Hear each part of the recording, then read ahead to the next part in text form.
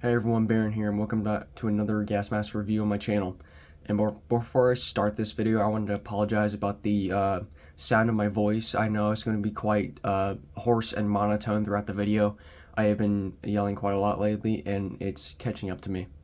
But in this video, I wanted to go over a Soviet interwar era 1930s to 1940s civilian GP-1 gas mask. This was the first gas mask to actually use the GP name, and of course everybody knows about the GP-5 and possibly the GP-4, but not many people actually know about the GP-1 and or the GP-2. I have a GP-2 upstairs, but it's a different model that's not normal, so I'll probably have to get some more information on that before I actually make that video. But this GP-1 came straight from eBay like a couple of years ago. I got it for Christmas. I'm not going to say how much it was because I'll get ridiculed, and I just don't want to say how much it was because it was a horrible, horrible, horrible price.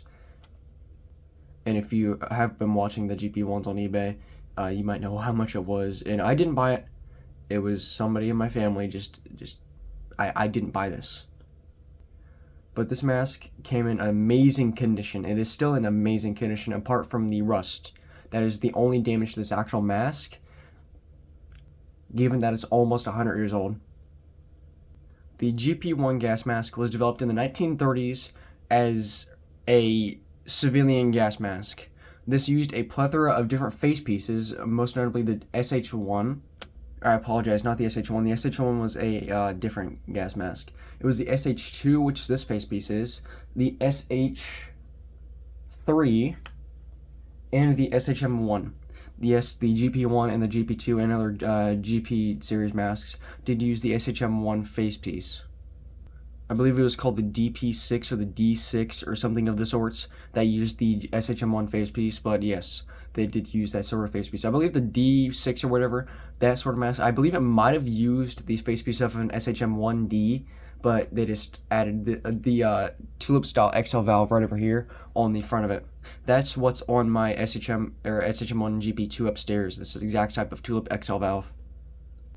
This mask was basically it is a very great mask. I can tell why they used these particular masks all the way up until the 1950s until they had the PDF series masks, because they look like they would be a really great mask. Like this mask is still in mint condition, and it's over almost 80 years old. Over 80 years old, like 90 years old at this point.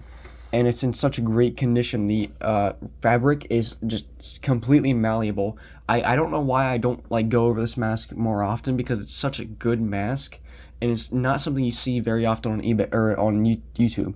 The only reason I'm actually making this video right now is because the only GP-1 reviews on YouTube currently are likely from Sam Hain's gas mask videos, and he only speaks in Russian or either Ukrainian. I can't really recall, and not many people in the actual community can understand Russian or Ukrainian, so I just wanted to get this video out so I can actually get an English GP-1 review on YouTube.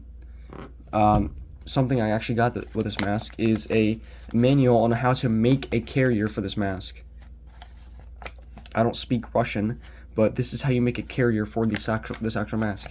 If I do end up getting a carrier for this mask, I'll just get a reproduction M1935 carrier for the SHM-1 series or whatever. Not SHM-1, that was way after. Probably either 08 or maybe SH1. This is a GP-1. This is an original paper. The mask itself, I don't know what year it's from.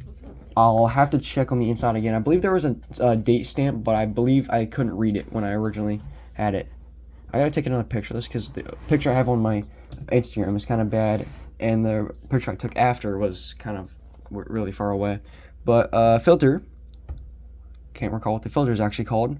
Possibly GP-1, because the GP-5 filter, or the GP-5, that's just the filter in the kit, so I'm not sure what the filter is actually called. Let me take this off the head really quickly.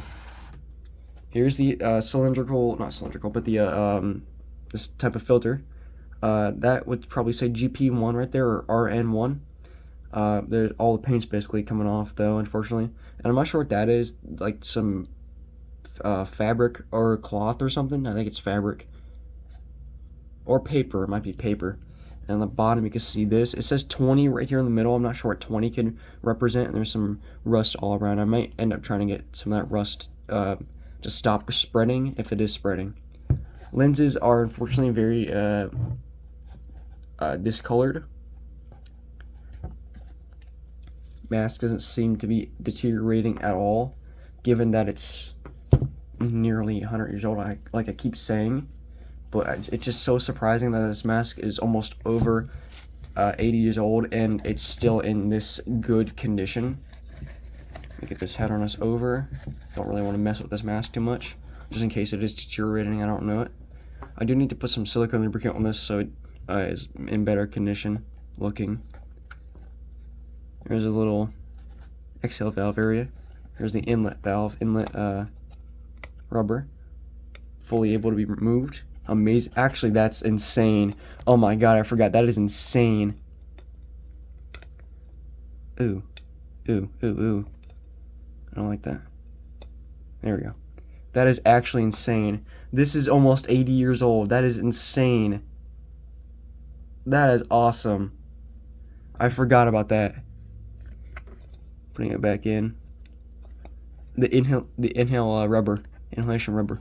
Then that's probably the date stamp somewhere right here, but I can't read it at all.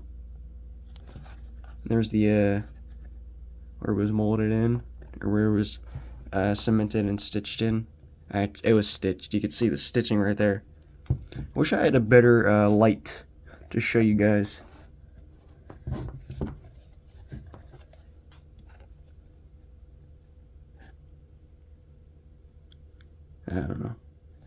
I don't know where the date stamp is. I do really need to clean this inside though, so it'll look much better. Yeah, I honestly can't tell you guys. I'm sorry. I don't know where the date stamp is. One thing I probably shouldn't say, but I've worn this before. With a very clean face. I did clean my face and my hair before, so I didn't get any like extra oils on this mask. I also did clean the mask right after, but yeah, it was a surprisingly comfy mask. There's a little bit of cracking up here. I'm not sure what that's about. That's the only damage to this actual face piece, I'd say. Other than, you know, the deterioration of the, not deterioration, but the paint on the inside coming off a little bit. Inside, amazing, lovely mask. Lovely, lovely, lovely mask. Here's the neck strap right here. That's my chair, sorry about that. Still able to be pulled. Has some elasticity to it. Head harness completely in mint condition, basically, other than, you know, the buckles being rusted. That's given, though. It's always a given, basically. I unfortunately can't take them off to actually fix them because that's stitched in. Extra fabric right there for some reason. Full elasticity. It's weird because these things mostly come in and being in mint condition. You're always going to really see GP-1s with SH2 face pieces that are in basically mint condition, other than the occasional rust spots. But yeah. And a very interesting fact about this mask is that it was manufactured by the locals in Russia during the 30s and 40s. It was actually manufactured and made by the local civilians or like different like companies or whatever in Russia. It wasn't made by a certain manufacturer. It was made by locals. That is actually insane that they were able to make such a great mask during that time. It's awesome. My chair is like squeaking against that, so I'm sorry if you can hear that. But that's about it for this video. I don't really want to take up too much time. This is just a GP-1. I know some people have these, some people are trying to find these. These are actually a bit common on US eBay sometimes. They show up quite often. One of these actual masks, I like to call it a mod GP-1. Ew, paint coming off. I would like to call it a mod GP-1 because it had the SH2 face piece with a GP2 filter. I know it's probably not called that. It's probably just called a GP2 because it has a GP2 filter. But I don't believe... Hold on, let me actually go to the wiki really quickly.